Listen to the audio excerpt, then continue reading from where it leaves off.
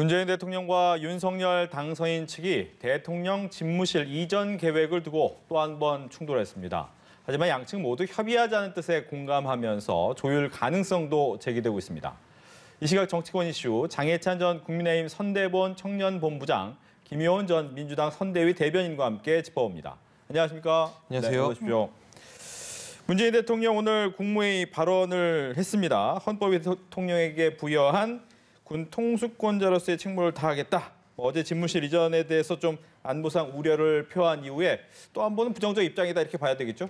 근데 문재인 대통령이 후임 대통령에 대해서 역대 가장 배려를 하지 않는 대통령으로 역사에 기억될 것 같습니다. 사실상 어제 오전 박수현 홍보수석이 말을 했을 때만 해도 청와대와 문재인 대통령은 윤석열 대통령 당선인과 인수위 측의 협조를 무리 없이 하겠다는 뜻으로 읽혔는데 오후 사이에 반나절 동안 무슨 일이 있었는지 참 미스테리한 것 같고요. 네. 그리고 나서 이제 저녁부터 사실상 협조 거부 기류 메시지가 나온 것 아니겠습니까? 그런데 어제 당선인 측에서 밝힌 것처럼 청와대에서 예비비 의결 등을 협조하지 않으면 윤석열 당선인은 통이동 지금 인수위 사무실에서 직무를 계속 보면서 취임 이제 직후에 바로 용산 이전을 준비하겠다라는 뜻을 확고히 밝혔습니다.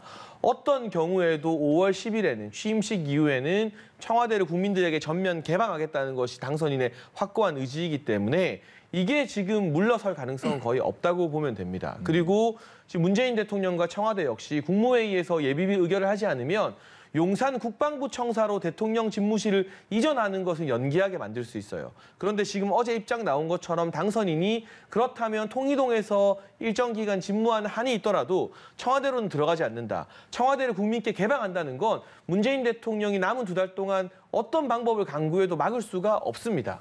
이 정도의 현실을 인정하고 그렇다면 물러나는 정부가 새로 취임할 정부에게 조금 더 아름다운 모습으로 여러 가지 협조라든가 대화를 전향적으로 할 필요가 있다. 지금 이 국면에서 용산 집무실 이전에 대해서는 국민 여론이 상당히 비등비등합니다만 계속해서 민주당이나 문재인 정부가 취임을 준비하는 당선인 측의 발목을 잡는 모양새로 비춰진다면 국민들도 이 대선 결과에 승복하지 않는 모습으로 여기고 여론이 이 문재인 정부에게 호의적이지 않은 방향으로 전개될 가능성이 있다는 점도 염두에 두셔야 될 것 같습니다. 네, 장해찬 전 본부장은 후임을 대통령을 가장 배려하지 않은 것 같다라고 얘기를 했습니다. 어떻게 들으셨습니까? 상당히 말씀 들으니까 지금 뭐 인수위나 국민의힘에서 매우 이 사안에 대해서 좀 감정적으로 좀 보고 계시는 게 아닌가 하는 저는 그런 생각이 듭니다.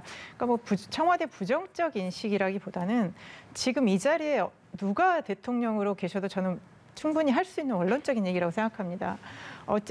취임 초기든 취임 끝이든 어쨌든 대통령이란 자리는 국가 원수로서, 그다음에 행정부 수반으로서, 국군 통수권자로서 하루하루 다 어떤 국정의 책임자입니다. 그리고 특히 지금은 마무리 단계이기 때문에 끝까지 최선을 다하는 모습. 그 어떤 청와대와 대통령의 그런 생각이 있기 때문에 지금 이제 원론적인 말씀을 하신 거고요. 어제부터도 계속 얘기를 했지만 청와대 기류가 바뀐 게 아니라 청와대 이전에 대해서는 전혀 반대하지 않았다고 밝히고 있습니다. 왜냐하면 문재인 대통령께서도 2012년 출마할 때부터 청와대에서 나가서 국민들과 함께하겠다는 의지를 표명하기 때문에 청와대 이전을 반대하는 것이 아니라 이 과정에서 굉장히 어떤 시급하게 처리하다 보면 어떤 국정의 그 공백이 있을 수 있다. 특히 안보 공백을 비롯해서 국민 안전이랄지 이런 것들이 있기 때문에 좀 차근차근하게 서로 간의 그 논의를 통해서 원만하게 해결하자는 것이기 때문에 어제부터 오늘까지 뭔가 청와대가 어떤 다른 의도를 가지고 그렇게 어떤 정치적으로 해석하는 건 좀 무리라고 봅니다. 네, 서욱 국방부 장관 역시도 이제 국방위에서 출석을 해서 너무 좀 빨리 진행된 거 아니냐. 또 군 통수권자인 문 대통령한테 안보 태세 확립에 대한 책임은 있다. 안보 얘기를 계속 하고 있습니다. 이 부분은 어떻습니까? 그런데 사실 오늘 서욱 장관의 발언 중에서 네. 제가 주목했던 내용은 이런 겁니다. 1조 드냐는 질문에 1조 안 든다는 거죠. 그리고 5천억 든다는 보고서를 국방부가 인수위에 보고했다는 이 한 언론의 단독 보도가 있었는데 그거 국방부에서 만든 자료 아니라는 거죠. 그리고 국방부 청사가 이전하게 되고 합참이 나중에 이제 남태령 등으로 옮겨야 됐을 때 우리나라의 안보 공백이 일어나느냐? 안보 공백이 일어나지 않는다는 거죠. 이게 사실 더 중요한 말이고요. 지금 이 언론에서는 소위 말하는 이제 신구 권력의 갈등, 충돌을 부각하기 위해서 오늘 서욱 장관의 발언 중에 시기를 조금 촉박하게 서두르는 것이 우려된다는 이 멘트와 그리고 지금 북한의 방사포 발사가 9.19 남북 합의 위반이 아니다. 윤석열 당선인은 이거는 명백한 9.19 군사협의 위반이라고 말했거든요. 이런 부분으로 해서 문재인 정부의 국방부 장관과 윤석열 대통령 당선인과 인수위 측 간의 갈등을 자꾸 부각시키려고 합니다만 네. 사건을 정말 이 국방부 청사 이전 그리고 대통령 집무실 용산 이전과 관련된 부분만 국한에서 이 서욱 장관의 말을 들어보면 1조도 근거가 없다고 하고 있고 5천억도 국방부 자료가 아니라고 하고 있고 이전한다 하여도 뭐 이게 여러 가지 시기상 촉박한 건 맞지만 그렇다고 민주당이나 지금 청와대가 주장하는 것처럼 안보 공백이 발생하는 건 아니라고 분명히 장관의 입으로 직접 말하지 않았습니까? 저는 이 부분에 더 초점을 맞추어서 현직 국방부 장관이 비용도 그렇게 많이 들지 않고 안보 공백 심각하게 나타나지 않는다고 말했다면 민주당과 문재인 정부 지금 청와대는 무슨 근거로 비용이나 안보 공백을 우려해서 국민들에게 불안을 주고 있는지에 대해 밝힐 의무가 생겼다고 생각을 합니다. 네, 비용과 안보에 무리가 없을 거다라는 이제 국방부 장관 얘기를 했습니다. 근데 이것도 서로 입장이 달라요. 네. 지금 기존의 뭐 그러니까 용산의 이전에 대해서 여러 가지 뭐 안보나 비용에 대해서 상당히 문제가 있다고 주장하는 쪽이 있고요. 그것도 뭐 군사 전문가들 사이에서도 이견이 있고 일반 여론도 다른 겁니다. 그렇기 때문에 어느 한쪽이 지금 옳다 그러다라고 할 수는 없고요. 저는 지금 인수위가 그러니까 당선인이 이 용산 이전을 결정하는 과정에서 그러면 어쨌든 간에 그 현재 대통령이 그리고 현재 청와대를 그 국정을 운영하고 있는 이 청와대와 저는 최선의 협의는 해야 되지 않은가. 왜냐하면 국방 부분도 어쨌든 지금 이제 TF 팀장을 맡고 계신 분이 군 전문가이긴 하지만 그래도 또 현재 국가의 5년의 어떤 그 군사 국가 안보를 책임지고 있던 분들하고 긴밀히 얘기를 해서 그러면 뭐가 좀 더 문제이고 그다음에 뭘 더 보완해야 되는지 이런 것들을 저는 서로 협의를 했다면 정말 진정한 소통이 됐다면 이런 논란이 있었을까. 그리고 마치 뭐 신구 그 권력이 갈등이 있는 것처럼 보여지는 저는 그런 일 자체가 없었다고 봅니다. 그래서 그 윤석열 당선인이 제1의 공약으로 소통을 강조하면서 저는 왜 국민과의 소통은 얘기하시면서 어떻게 보면 가장 그 중요한 국정을 이끌어갔던 그런 최고 책임자들과 그다음에 그 실무자들과의 소통은 왜 이렇게 불통이었기 때문에 이런 논란이 일어나는지 저는 어떤 근본적인 다시 소통의 문제를 짚어봐야 된다고 봅니다. 네, 대통령과 당선인 아직 못 만났습니다. 뭐 만나서 얘기할 시간은 없었던 것 같은데 그럼에도 불구하고 실무적인 협의는 있었어야 되는 거 아니냐라는 얘기였습니다. 그런데 사실은 이 새로운 대통령의 이제 공약이었던 것이고 이전부터 계속 광화문 이전 TF, 이제 대통령 집무실 이전 TF의 어떤 활동 내용이나 이런 것들이 보고가 되고 있었거든요. 그리고 물리적으로 봤을 때 국방부에서야 사실 나중에 지금 국방부 청사가 옮겨지고 하는 것 등에 있어서 원래 기존 공무원이나 집단은 반발이 있을 수밖에 없죠. 이런 뭐 목소리들이 나오고 있습니다만 이게 안 된다. 어려움이 있을 것이다. 청와대가 협조를 안 할 것이다라고 사실 인수위 측에서는 상상을 못했을 겁니다. 역대 뭐 보수에서 진보로 또는 진보에서 보수로 정권 교체가 될 때 어느 정부도 다음번 인수위에게 이 정도로 협조를 안 하고 이 청와대 참모들이 나서서 언론이나 SNS에 불만을 말하고 이런 예가 없었기 때문이죠. 그래서 저는 이 부분에 대해서는 실무 협의를 안 한 인수위의 잘못이라기보다는 조금 상상을 초월하는 이 정권 이양 비협조 기조로 나오는 문재인 정부 청와대가 유독 독특한 측면이 있다. 사실 문재인 대통령이 경고를 줬습니다만 그 이전까지 청와대 출신의 고민정 의원이나 현재 청와대 비서관인 탁현민 비서관이 새로운 정권에게 국민 선택받은 정권에게 입에 담지도 못할 모욕하지 않았습니까? 안 쓸 거면 우리가 청와대 더 쓴다는 말은 국민 주권 모욕한 거 아닌가요? 이런 기조가 탁현민 비서관의 발언뿐만이 아니라 청와대 전반에 퍼져 있는 것 아니겠는가? 그렇다면 청와대가 왜 이 대통령 직선제 도입 이후 최초로 5년 만에 정권 교체 당했는지에 대해서 성찰하는 게 아니라 아직도 0.7% 진 것 때문에 분해하고 억울해하고 있는 것은 아닌가. 여기에 대한 자신들의 어떤 마음부터 저는 점검해 볼 필요가 있다는 생각이 듭니다. 네, 일각에서 나오는 대선 불복이라고 하기까지는 할 수 없지만 선거에 대한 불만이 있다. 이 부분 얘기예요. 글쎄요, 저는 뭐 그런 거는 그냥 뭐 한간에서 말 만들어내기 좋아하는 사람들의 얘기인 것 같고요. 청와대 입장에서 물론 정권이 바뀌었습니다. 그랬지만 국가라는 건 연속성을 유지하는 거고요. 그리고 오히려 정권은 바뀌었지만 또 그 다른 정권에서 지금 현 정권이 추진했던 정책들을 어떻게 보면 또 잘한 거는 계승하고 또 미흡한 것들은 좀 보완해 준다면 오히려 현 정부에 있어서 훨씬 그게 도움이 되는 일입니다. 네. 정권이 바뀌었다고 해서 무슨 뭐 감정적으로 뭐 비협조적이다. 저는 지금 현 정부가 인수위 관련해서 글쎄 뭐 한두 분이 좀 어떤 개인적인 그런 의견을 표현을 해서 그게 좀 문제가 됐고 뭐 대통령께서 여러 번 강조하셨지 않습니까? 정부 인수 인계가 원만히 되도록 협조하라. 그리고 당선인의 공약이나 정책 기조에 대해서 발언하지 마라. 이런 얘기를 누차 하셨기 때문에 그런 부분들이 마치 지금 대선이 끝났는데도 대선의 시즌2인 것처럼 이렇게 정치적으로 공방하는 거는 바람직하지 않고요. 물론 이제 당선자 측 입장에서는 속도를 내야 되는 그렇기 때문에 마치 현 청와대가 좀 협조를 안 해주는 것처럼 보일 수 있겠지만 또 현 정부의 또 마무리하는 데 있어서의 입장도 있기 때문에 저는 비협조적이다, 갈등이다, 목리다 이런 인식보다는 빨리 서로 접점을 찾는 것이 바람직하다고 봅니다. 네. 네, 이렇게도 한번 질문 드릴게요. 뭐 충돌이라고까지 얘기는 좀 그렇고 기싸움이 아니냐라는 생각이 드는 것 중에 하나가 그럼 5월 9일 밤 12시까지 일하고 땡 하면 나가는 것이냐. 왜냐하면 10일부터는 바로 돌려주겠다고 하니까 청와대에서 제일 먼저 하는 게 그럼 밤에 12시까지 일하고 짐 싸서 나가냐. 뭐 이런 얘기 많이 하더라고요. 이건 어떻게 봐야 됩니까? 네, 사실은 보통은 그 전에는 오전까지 있다가 나가긴 했죠. 네, 오전까지 있다가 나가는 경우도 있고 오히려 하루 전에 나가셨던 대통령 예시도 이명박 전 있고요. 대통령. 네. 네. 그런 이제 후임 대통령을 배려했던 케이스가 뭐 이명박 전 대통령 때도 있고 했었었는데 뭐 설마 밤 12시 자정 땡 하니까 나가라고 하겠습니까? 김은혜 당선인 대변인도 기자 브리핑에서 주무시는데 어떻게 나가라고 하냐. 무서운 세입자가 아니다 이렇게 말씀하셨거든요. 그런 부분까지 이제 이전 정부와 새 정부가 국민들 앞에서 다투는 모습 보여드리면 안 되는 것이고요.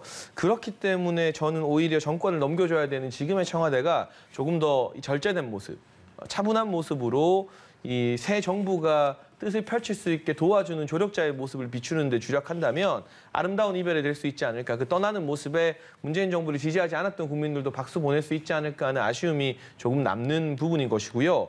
물론 이 현재 청와대나 정부 인사들이 용산으로 대통령실 이전하는 것에 대해서 여러 가지 우려를 나타낼 수 있습니다. 하지만 그 우려를 오히려 청와대가 지금 주장하는 것처럼 물밑에서 나타내면 되거든요. 이러한 문제점이 있을 것 같다. 어떤 해결책이 있는지 만나서 실무 협의를 하자. 그런데 그게 아니라 박수현 수석을 시작으로 해서 뭐 일부 청와대 관계자들은 언론에게 대통령이 경로했다고 했다가 오늘은 청와대에서 문재인 대통령 경로 또 사실이 아니다. 그러니까 경로를 한 건지 안 한 건지조차 지금 막 혼선이 나오고 있잖아요. 이건 무엇이냐. 정권 말기에 청와대의 조직 장악력이 지금 떨어졌다는 뜻이에요. 그래서 대통령의 진짜 의사가 무엇인지보다 참모들의 개별 정치, 자기 목소리가 언론을 통해서 더 많이 흘러나오고 있다는 나쁜 징조이거든요. 설령 용산 이전에 대한 우려가 있다 하더라도 그 부분은 물밑에서 비공개 실무 TF를 만들어서 조율했어야지 이런 식으로 언론에 대고 또는 대통령 발언을 통해서 안 해주겠다라고 으름장 놓는 식으로 나오는 것은 이 정권 교체라는 국민의 선택을 존중하는 태도는 아닌 것 같습니다. 네. 김효은 전 대변인께 질문을 드리면 결국 문 대통령과 윤석열 당선인이 만나면 해결될 만한 일들이긴 한데 만날 수 있겠습니까? 근데 어쨌든 만나야죠. 네. 왜냐하면 대선이 끝나서 뭔가 새로운 모습들이 보여져야 되는데 지금 국민들께서는 이 상황을 어떻게 보고 계실까? 저는 이 상황이 장기화되는 거는 지금 정부나 그리고 이제 윤석열 앞으로 정부나 서로 좋지 않거든요. 그래서 어제부터는 상당히 양측에서 약간 그 용산 이전과 관련해서 좀 여론전을 좀 하시는 것 같습니다. 그러니까 용산 이전이 사실은 국민들의 좀 찬반 여론도 좀 팽팽히 있고요. 그리고 당선자 입장에서는 자꾸 이 이슈에 좀 매몰되기보다는 또 새롭게 뭔가 새로운 국정 운영의 방향을 좀 보여줘야 되는데 이 논란 자체가 장기화되는 것이 또 바람직하지 않고요. 또 이걸 가지고 또 청와대 측이 마치 발목 잡기로 보여지는 그러니까 양측 간에 사실은 굉장히 지금 그 부담스러운 지금 양상으로 가고 있기 때문에 저는 어쨌든 두 분이 만나시는 거는 국민들께서 기대하고 있기 때문에 만나야 되고요.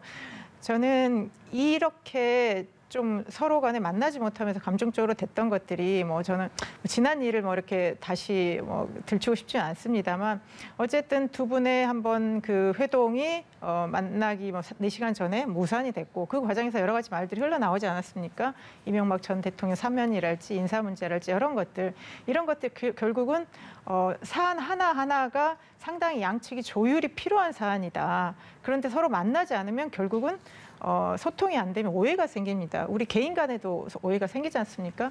그래서 어쨌든 저는 양측이 부담을 갖고 있기 때문에 조속한 시일 내에서 만나서 해결하는 것 그것이 어떻게 보면 이 상황을 가장 정리하는 빠른 길이라고 봅니다. 네, 만날 수 있을까요, 두 분? 당연히 만나셔야 되는 네. 거죠. 당연히 만나셔야 되는 거고 그런데 이 정무적으로 봤을 때 이 두 분의 만남이 늦어지면 늦어질수록 국민들이 어떻게 바라볼까 이제 청와대를 비워줘야 하는 지금의 정부나 대통령께서 조금은 목리를 부리는 것 아닐까라는 우려의 시선을 국민들이 가질 수 있기 때문에 현 정부 이 청와대 측에서도 그리고 이 대통령 당선인 인수위 측에서도 좀 더 이 마음을 터놓고 조건 없는 만남 성사를 위해서 노력해야 될 것 같고요. 이 과정에서 용산 집무실 이전이 걸림돌이 안 되었으면 좋겠습니다. 제가 단언하지만 5월 10일에는 청와대가 개방이 됩니다. 윤석열 대통령 당선인께서 통이동에서 집무를 더 보는 한이 있더라도 청와대 안 들어간다고 하셨잖아요. 이 정도 워딩이 나왔으면 변수가 없는 거예요. 그러면 5월 10일에 최대한 협조해서 무리 없이 용산 대통령 집무실에서 업무를 볼 수 있게 도와주면 이게 지금 문재인 정부나 청와대에게도 일정 부분 새로운 시대를 연 공이 돌아가는 거죠. 그리고 박수현 수석이 어제 오전에 참 잘 말했던 것처럼 이 문재인 정부는 광화문 시대를 약속했지만 뭐 여러 가지 피차 좀 어려운 이유들로 지키지 못했는데 그 약속을 윤석열 정부는 지키길 바란다고 덕담했잖아요. 이게 그러면 정권을 잘 이양해준 문재인 정부와 함께 용산 시대를 새롭게 연계되는 건데 만약에 끝까지 이렇게 예비비 의결 못 해주겠다, 안보 공백 우려된다 하는 이유 등으로 예비비 의결 안 해줘서 통이동에서 직무를 보는 시기가 되고 5월 10일에 청와대가 열려버리면요.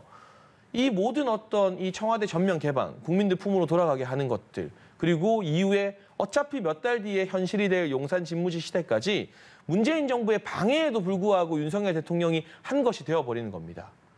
제가 문재인 대통령을 진정 아끼고 존경하는 참모라면 무조건적으로 빨리 협조해 드리라고 권할 것 같아요. 그런데 아마 민주당에서는 지방선거를 앞두고 용산 시대가 열리거나 청와대가 순조롭게 개방되면 이게 국민 여론이 국민의힘 쪽에 상당히 우호적이 될까 봐 많은 가족분들이 손잡고 청와대 산책하고 이 구경 나가는 사진 등이 굉장히 파급력이 있을까 봐 이 청와대까지도 반대 전선에 포함시켜서 각을 세우고 싶은 모양인데 진정 문재인 대통령의 아름다운 퇴임을 바란다면 참모들이 저는 그런 권고나 강경한 기조로 나가서는 안 된다고 생각을 합니다. 네, 뭐 관련돼서 한 말씀 하시죠. 지금 예비비 의결이 오늘 이제 국무회의에서 상정이 안 됐습니다. 이거는 용산 이전을 반대해서가 아니라 예비비 어떤 구체적인 산출 내역과 금액에 대해서 다시 한번 살펴서 해보자 그런 의미이기 때문에 오늘 박수현 수석도 명확히 얘기를 했습니다. 예비비 의결은 임시 국무회의를 열어서 얼마든지 할 수 있기 때문에 오늘 예비비가 의결이 안 됐다는 것이 마치 지금 현 정부가 용산 이전을 반대하는 것처럼 그렇게 여론을 만드는 거는 왜곡하는 거고요. 그리고 물론 이제 5월 9일, 10일에 용산이 개방되면 국민들한테 또 새로운 시대 그건 좋지만 저는 그러니까 왜 짧은 시간에 이렇게 급히 하는 거에 대해서 많은 분들이 우려를 하냐면 그렇게 많이 준비를 한다고 해도 분명히 미흡한 게 나옵니다. 그러면 국민들 눈에는 99가지가 잘 됐어도 마치 그날 또 교통 통제나 이런 걸 있어서 굉장히 국민들이 불편했다. 이런 게 또 하루 이틀 또 막 그 언론이나 이런 게 나가면 또 의도한 만큼의 또 좋은 효과를 못 볼 수도 있습니다. 그렇기 때문에 저는 이게 꼭 6월 지방선거 앞두고 정치적인 어떤 고려에 의한 그런 거는 아니고요. 정말 그 국정을 책임지고 있는 대통령과 그다음에 어쨌든 간에 지금까지 다수 당으로 여당을 하고 있는 민주당 입장에서는 최대한 이런 것들이 잘 마무리돼서 다음 정부가 잘 출범하기를 바라는 그런 마음입니다. 알겠습니다. 다음 질문 넘어가 보죠. 이제 공수처 얘기해 보겠습니다. 김진웅 공수처장 끝까지 소임을 다하겠다라고 얘기를 했습니다. 결국 사퇴보다는 임기는 다 마치겠다라는 얘기를 하는데 공수처 같은 경우에는 뭐 여야 모두가 좀 불만족스러운 부서이긴 해요, 현재. 그런 것 같은데 먼저 얘기를 좀 들어보겠습니다. 일단은 공수처가 정말 여야의 진통 끝에 패스트트랙이라는 기괴한 제도를 통해서 출범이 되었는데요. 공수처가 그래서 뭐 했는지 아시는 분 하고 물어보면 정치에 관심이 많은 우리 언론인이나 방송인들도 선뜻 대답하기가 힘들 것 같아요. 공수처 기소 한 건 정도 한 것으로 알려지고 있고 지금 이 김진우 공수처장이 굉장히 현학적인 뭐 온갖 한문과 사자성어를 조합해가면서 입장문을 최근에 많이 내고 있는데 그 누구도 김진우 공수처장에게 물러나라거나 용퇴하라거나 지금 직접적으로 주장하고 있지 않습니다. 그럼에도 불구하고 저렇게 나오는 것은 재발이 저린 것이 아닌가. 재발이 저린 이유는 무엇이겠는가. 단순히 정권이 바뀌어서가 아니라 공수처가 국민들에게 존재해야 하는 이유를 제대로 보여준 게 없기 때문입니다. 윤석열 대통령 당선인이 검찰총장이었던 시절의 예를 들어보면 수사를 했기 때문에 국민들로부터 이 사람은 꼭 필요한 검사다라고 해서 지지를 많이 받았던 것이거든요. 그런데 김호수 검찰총장이나 김진우 공수처장이나 공통점이 있다면 수사를 한 것으로 화제가 되는 것이 아니라 이 수사를 안 한 것으로 화제가 됩니다. 또는 수사 외적인 것들. 예를 들면 공수처장의 의리의리한 관용차를 이성윤 고검장에게 제공한 것들. 이런 것들로 화제가 되고 있어요. 그러면 제가 물론 공수처 수사 대상이 아닙니다만 제가 수사받을 때도 그 처장 관용차 타고 들어갈 수 있는 건가요? 이런 기본적인 의문이 국민들 머릿속에 맴돌게 됐기 때문에 반대 여론이 높은 것이고 재발이 저려서 끝까지 임기를 지키겠다고 주장하고 있는 건데요. 김진우 공수처장이나 김호수 검찰총장이나 보장된 임기를 지키기 위해서는 정치 권력의 눈치를 보고 정치 권력과 맞설 싸울 생각을 하는 것이 아니라 국민 여론의 지지를 받을 생각을 해야 되는 겁니다. 국민 여론이 이 검찰총장은 정말 권력 앞에서 눈치나 보는 검찰총장이다 그러면 임기가 남아도 버티기 힘든 것이고요. 국민 여론이 공수처 존재 이유가 뭔지 도대체 모르겠다 말하면 임기가 얼마 남았느냐에 상관없이 물러나는 게 공직자의 처신인 겁니다. 과연 국민 여론 앞에 떳떳할 수 있는가에 대해서 돌아보시라는 말씀을 드리고 싶습니다. 알겠습니다. 공수처장 얘기. 글쎄요, 이제 조직을 또 책임지고 있는 장 입장에서는 저는 할 수 있는 얘기라고 봅니다. 지금 어쨌든 권력이 전환되는 시기이고, 그리고 어쨌든 이제 그래서 그러면 공수처는 어떻게 될 것인가에 대해서 뭐 여론에도 많이 나오고 있고요. 뭐 인수위에 뭐 공수처에서는 뭐 파견을 받네 안 받네 뭐 이런 얘기들이 나오기 때문에 아무래도 이제 조직 내부에서 좀 동요도 있을 수 있고요. 그렇기 때문에 저는 그 조직의 장으로서 뭐 내부를 좀 다시 이렇게 좀 다지면서 끝까지 소임을 다하겠다. 뭐 이런 발언으로 저는 보면 좋겠고요. 그걸 꼭 정치적 발언으로 해석을 하거나 그런 거는 좀 과한 것 같고요. 왜냐하면 지금 이번에 당선인 측에서 선거 끝나고 며칠 되지 않았는데도 불구하고 김호수 검찰총장의 어떤 거취를 약간 압박하는 그런 발언이 있지 않았습니까? 그렇기 때문에 어떤 민주당은 이전부터 검찰 개혁을 요구해 왔었고 이제 검찰총장 출신이 대통령이 당선되면서 그러면 앞으로 어떤 검찰이 다시 좀 비대해지지 않을까, 또 새로운 또 어떤 검찰 공화국이 나타나지 않을까 그런 우려가 있기 때문에 그런 부분에 있어서 앞으로 검찰총장의 거취나 공수처장의 거취, 그다음에 공수처의 조직의 앞으로의 향배에 대해서는 많은 관심을 갖고 있기 때문에 저는 그 수장으로서 얘기할 수 있는 것 같고요. 만약에 이 전 정부가 정치적 중립성을 제대로 못 지켰다고 질타를 한다면 앞으로 정부를 맡으실 분들은 그거에 더 엄격해야 되지 않을까, 저는 그렇게 봅니다. 민주당 입장에서 지금 검찰개혁 한 달 반 정도 안에 다 하겠다라는 입장도 내놨지 않습니까? 그 부분에 이제 공수처 역시도 이제 포함이 되는 겁니까? 변화가 좀 있을까요? 뭐 조직에 대한 구체적인 것들에 대해서는 또 논의를 해봐야 되겠지만 이번에 이제 원내대표 출마하시는 분들이나 당의 비대위에서는 어쨌든 문재인 정부와 민주당이 추진해왔던 주창해왔던 검찰 개혁과 언론 개혁에 대해서는 변함없이 추진을 하겠다, 그런 입장이기 때문에 이제 윤석열 정부가 앞으로 나아갈 어떤 그 검찰 개혁의 방향, 그다음에 어떤 전반적인 이런 것들에 대해서는 이제 평가를 하면서 검찰 개혁의 기조는 계속 유지하는 방향입니다. 네. 검찰 개혁하고 언론 개혁 얘기까지 한 번 더 듣겠습니다. 그러니까 검찰 개혁과 언론 개혁이 진짜 개혁이냐 아니면 자신들의 권력을 지키기 위한 개악이냐 여부를 잘 판단해야 된다고 생각을 하는데요. 일단 윤석열 당선인의 공약 중 하나였던 법무부 장관의 무리한 수사시의권 폐지 같은 경우는 김호수 총장의 대검에서도 찬성 의견을 냈죠. 그러면 민주당이 지금 한 달 반 동안 법안으로 추진할 개혁안들이 국민적 동의와 명분을 얻기 위해서는 이것이 이 선거 이후에 지금 새로 들어설 정부와 권력에 대한 분풀이, 화풀이가 아니라 정말 여야 모두가 동의할 수 있는 개혁 방안이어야 한다는 점을 국민들에게 제대로 설명을 해내야만 할 것입니다. 그리고 민주당이 주도했던 이 언론 개혁 법안 같은 경우는 많은 언론인들과 진보 성향 언론 관계인들마저도 반대해서 한번 보류가 되었잖아요. 그러니까 대선 때는 국민 여론을 의식해서 무리한 법안 추진을 하지 않다가 대선 끝나니까 기다렸다는 듯이 이 법안을 막 밀어붙이게 되면 그 진정성을 매우 의심받을 수 있습니다. 제가 봤을 때는 이 지방선거 앞두고 그런 무리수를 또 쉽게 두기는 힘들 것 같고요. 원내대표 선거가 결국 관건일 텐데요. 이재명계로 이제 분류되는 이 박홍근 의원이 원내 사령탑이 되면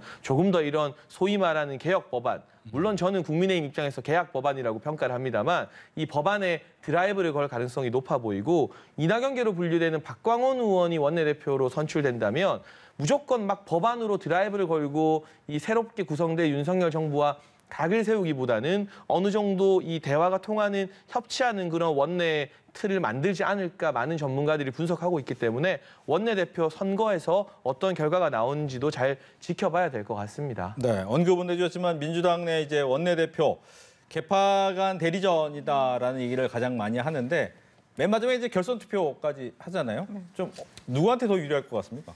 그러니까 근데 지금까지 원내대표 선거든 어떤 선거든 사실 개파들의 아무래도 뭐 뭉침 이런 것들이 다 있었습니다. 그렇죠. 근데 지금 이제 대선이 끝나고 바로 이제 직후에 있다 보니까 그렇게 보여지는데, 근데 사실 이번에 나오신 분들은 뭐 굉장히 개파색이 아주 강하거나 되게 또 강경하게 어떤 입장을 해왔던 분들이 아니고 되게 합리적인 분들이 나오셨고. 그래서 저는 그 의원들께서 지금 대선 이후에 이 상황을 수습하고 그다음에 지방선거를 이길 수 있는 그런 원내 구성에 되게 합리적으로 결정을 하실 것 같고요. 뭐 지금 뭐 박 의원님께서 좀 앞서 나가신다고는 하지만 이게 또 교황 선출 방식이다 보니까 또 다른 변수들이 있고요. 또 그래서 저는 꼭 개파를 어떤 대리하는 그런 거보다는 저는 이제 개파 색깔보다 앞으로 이제 민주당이 좀 어떻게 나아가야 될지 저는 상당히 온건하고 좀 합리적인 그런 원내가 구성될 거라고 보입니다. 네, 이번 대선을 하면서 가장 많이 나왔던 게 이제 86세대 교체론 얘기가 가장 많이 나왔었습니다. 근데 이제 그동안 얘기는 나왔지만 실제로 몸소 실천하는 사람이 그렇게 많지는 않았는데 김영춘 전 해수부 장관 이 정계 은퇴를 선언했는데 당내에서는 어떤 반응인지 86세대 이제 은퇴론의 시작이냐 어떻습니까? 저는 이게 어떤 집단과 세대보다는 왜냐하면 그 사람 그러니까 서로 처한 환경이 다르고 생각이 다릅니다. 아마 이제 김영춘 전 의원님 같은 경우는 작년에 부산에 재보궐선거에 출마하셨다가 낙선하셨고 그리고 이제 다시 그 또 지역에서 좀 정치를 지속하기는 좀 어렵다고 판단하신 게 아닌가. 저는 개인적인 입장이 있는 것 같고요. 당대표로 했던 뭐 송영길 당대표 같은 경우는 다음 총선에는 출마하지 않겠다라고 얘기를 했지만 그간의 오랜 그 5선 국회의원이나 자치단체장, 당대표 여러 가지 경력이 있기 때문에 또 당의 지금 정치개혁을 추동하는 이런 또 있고요. 뭐 대권 뭐 생각도 있으신 것 같고 그렇기 때문에 저는 이제 어느 정도 이제 그 상징성이나 그룹을 갖고 계시는 분들이 좀 이렇게 결단을 해주는 것은 뭐 또 민주당의 어떤 쇄신에 도움이 되겠지만 또 하나의 어떤 그 집단으로 묶어서 뭐 일괄 뭐 용태나 이런 식의 여론몰이는 바람직하지 않고요. 그냥 그 정치인들의 개별적인 판단에 의해서 좀 자연스럽게 정치가 교체되는 그런 것들이 바람직하다고 봅니다. 네. 국민의힘 같은 경우에는 대선 거치면서 젊은 피가 많이 보였습니다. 네. 근데 이제 지방선거 앞두고 있는데 의원들 좀 못 나오게 하자 뭐 이런 얘기도 나오기도 하고 좀 변화가 있습니까? 아무래도 현역 의원의 출마에 대한 페널티가 조금 있는 것 같고요. 그리고 기초 의원에서 계속해서 지금 정확한 룰을 제가 기억은 안 나는데 3선에 도전하는 분들은 가로 이제 공천을 못 받게 되어 있습니다. 기초 의원에서 예를 들면 2-가번으로 공천받으면 거의 당선 확정권인데 3선인 분들에게 2-가 공천을 안 준다는 건 비교적 신진들에게 기초의회에 진입할 수 있는 기회를 준다는 것이거든요. 이런 식의 공천 혁신안 등으로 민주당과 선의의 경쟁을 했으면 좋겠고요. 저는 86그룹 용태를 누구보다 앞장서서 주장하는 사람 중 하나입니다만 이런 세대 용태가 나올 때 참 안타까운 건 그나마 그 그룹에서 제일 괜찮은 분들이 먼저 물러난다는 거예요. 김영춘 전 의원 같은 경우 경우는 국민의힘에서도 이분은 참 젠틀맨이다. 협치가 되는 분이다라는 평가를 받고 이 상식적이고 합리적인 주장을 하시는 분인데 물러나야 될 많은 분들이 제 눈에는 참 많이 보이는데 그분들은 가만히 있고 김용춘 전 의원 같은 분들이 먼저 물러나는 게 이 세대 용태론의 참 맹점이지 안타까운 점인 것 같습니다. 알겠습니다. 이렇게 해서 오늘 두 분과 함께 정치권 이슈 이야기 나눠봤습니다. 오늘 얘기 잘 들었습니다.